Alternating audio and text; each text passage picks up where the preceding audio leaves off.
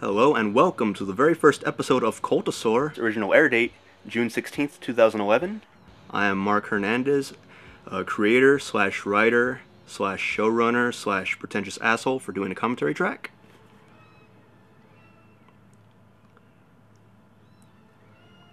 I don't know, I thought it'd be a good idea to start off a sketch show with something that wasn't funny. I just thought it would help, establish the tone of what I was kind of going for. To kind of set it apart, because the sketch market on YouTube on the internet in general is just so oversaturated. We gotta do something to stick us out from everybody else. So that's kind of what that was supposed to be.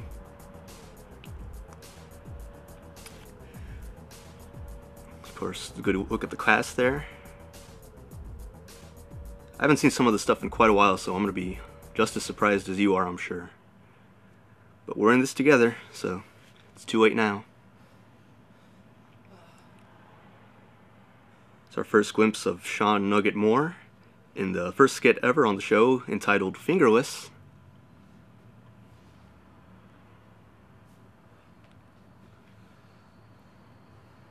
It's a great beard, by the way. It gets much worse in later episodes, but you'll see for yourself. What's going on? What's going on with what? So our first glimpse of Gracie Gonzalez, another major part of the cast. What's wrong? Did you suddenly go blind or something? Where were you? I just remember in order to apply the makeup on Nugget's hands, he had to keep his hands clenched like in a fist for about 4 hours tops, because it took about an hour to apply it, and then an hour to dry it, and then, another 8 hours to shoot. So, we're probably the reason why he has carpal tunnel now. Well, one reason. Exactly. I don't know what you're talking about. Look, I didn't want to with a hangover, so I know I wasn't drunk. This is based on an audition exercise we did when we were looking for the cast. We had these two actually, Gracie and Nugget, do this skit about guys missing his fingers, and pretty much what became this. And it went over really well. It was funny, and we thought, well, the chemistry was there, so it should carry on into an actual skit. So this is the end result. Look at them. They're not even bleeding, okay? They've been like that since forever. This was a long shoot. It took quite a while. I'm not exaggerating when I say, 6 hours. It felt like 6. It felt like 12, but we got it done. Ew, don't touch me with those stubs. It's disgusting. You look great. Thank you. I have stubs now.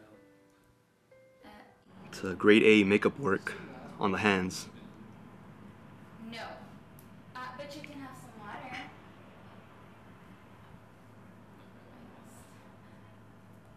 spilled it on you. I just remember that water take right there where she's pouring the water into his lap. It took so many takes because everybody just kept breaking and cracking. It was just really funny to us, and it was really tough to shoot, but it was well worth it. You'll be fine. I don't have fingers anymore. You've never had 22 takes, and this was the best one. What? So. No. You have fingers. I don't have fingers. Why? Okay, calm down. I got something to tell you. Well, I've had your fingers all along. God, what a bitch, am I right? That's a real birthday bag, by the way. It's not CG. Well, I don't know, I just thought you'd get a kick out of it. I did. You got me good. You got me. I know, you should have seen your face. It looks hilarious. Thanks. I'm just gonna... I don't think he showered for this role. He looks pretty dirty. I don't think that's water. I don't think that's no work was done on there. It's all natural, I'm pretty sure. Jeez. And when in doubt, if you don't have an ending, just kill off your main character. It's as simple as that. Here's something you'll really enjoy. Here's something Here's something you'll This was meant to be like a viral video, but I think we posted this by itself before we actually put up the whole first episode, and in hopes it would kind of create attention, but It's the first glimpse of Michael Garza there in the gray shirt. Of course, Nugget in the glasses, Desiree Leal, the girl there, and RJ Hernandez, the guy in the white shirt. By the way, this skit is called The Funniest Shirt in History.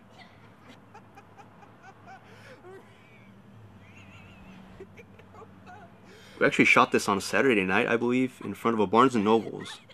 And I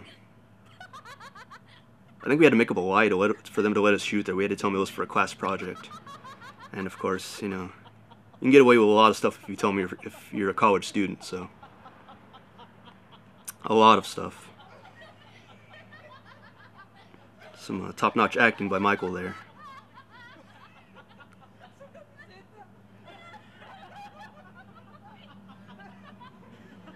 I think that's the wrong caption, actually. I think camiseta means like small shirt or something. We'll have our research team figure that out, but I fucked that up.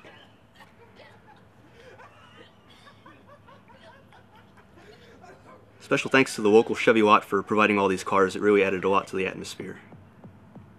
That's not true. The first music video in Cultosaur history, courtesy of our buddy Adam Guillen, directed by Knives Monroe, or Knives Monroe Bot, as he likes to be called. It's a real guitar. I believe we also shot this on a Saturday, and I just remember it was extremely hot. South Texas weather is just no joke. I shot this in 2 parks, 2 different locations. I think there's a kid in the background. I don't know what her deal is.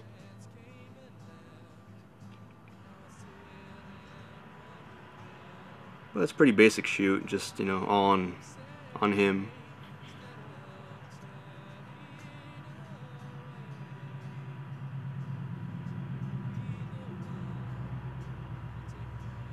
Of course, if you like this song, he actually has an album out right now.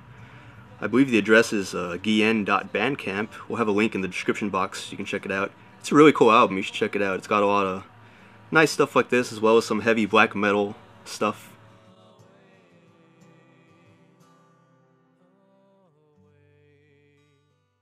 So, check it out. It's affordable price too. It's practically free.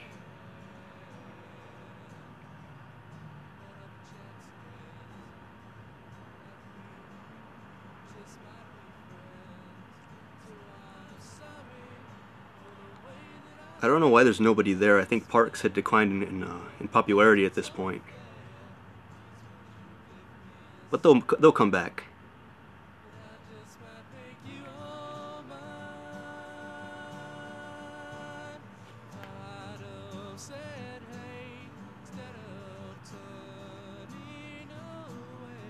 God, it's so creepy. There's like nobody there. It's like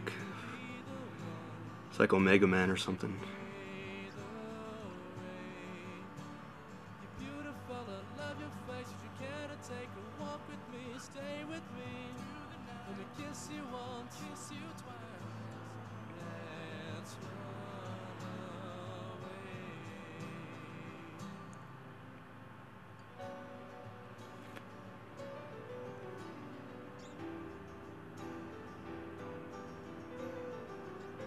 This is just meant to be like a little break in between the skits to kind of...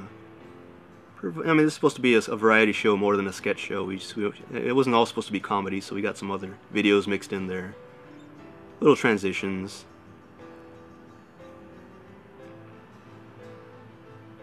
Whether they're funny or not, and it's up to you to decide. I can't say.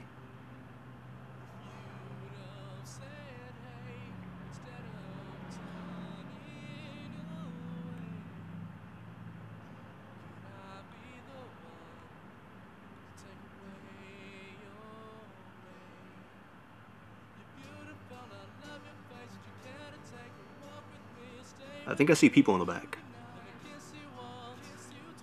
It's a good thing.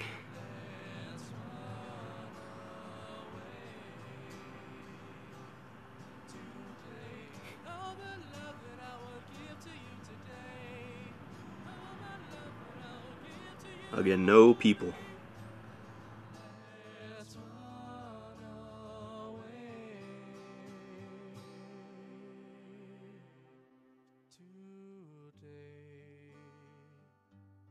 Well, there it is, first video in Cultosaur history.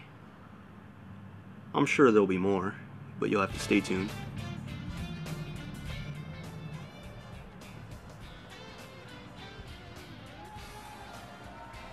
It's our first glimpse at an upcoming character.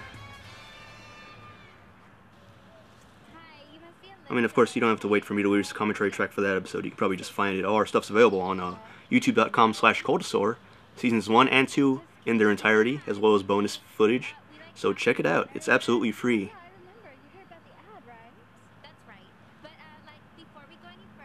There's Gracie Gonzalez again in the pink, Desiree Liao in the blue. I saw a backpack in the back. Oops. This skit is called Love for Sale, I believe, according to my notes. Well, that's what it would say if I had notes. Another backpack in the back. Oops. I take full responsibility for these fuck-ups, by the way. All my fault. This skit is actually... the idea came from like a Rihanna music video, I think. I was kind of looking for an idea, and I figured who better to look to than the comedic inspiration that is Rihanna. She's quite popular in 2011. She has since faded away into obscurity, but her presence was felt in Cultosaur.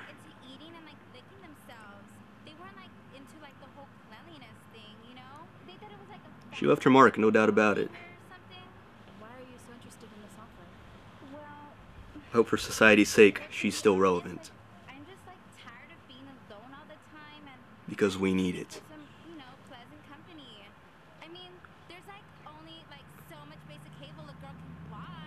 Grass looks really nice, by the way. It was a good day to shoot. This skit was not as nearly as grueling to shoot. I don't think it took 12 hours like the Fingerless sketch. And of course, you know, Desi's great. I mean, we met her at the audition for the first time, and she just blew us away, and we knew we had something special on our hands, so she's a keeper. She's a pro, too. She just nails it out like clockwork, just really quick.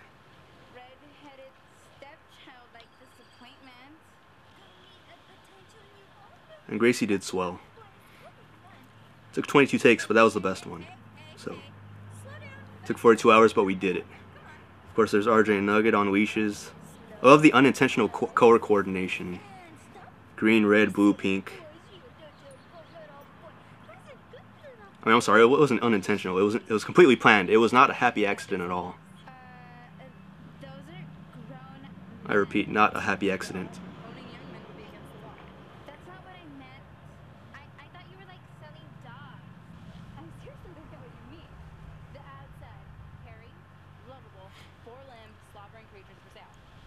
Human trafficking was quite popular at the time. Since then, slavery's kind of been considered passé in 2012, but I'm sure it'll make a comeback. I mean, if Scott Baio can get work, I mean, anything's possible. Another backpack in the back.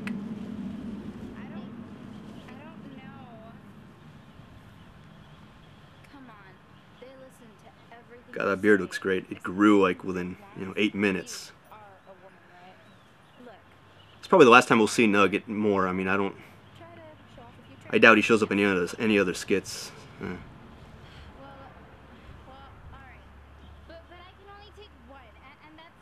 This was his moment of glory,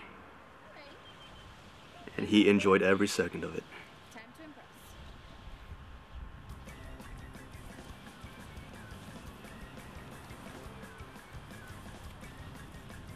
They actually improvised this and worked this out behind my back, and I had no idea this was coming, but it worked out pretty well. I like this a lot. I think it added to the skit. It probably saved it too, to be honest, but who's keeping track? Ouch.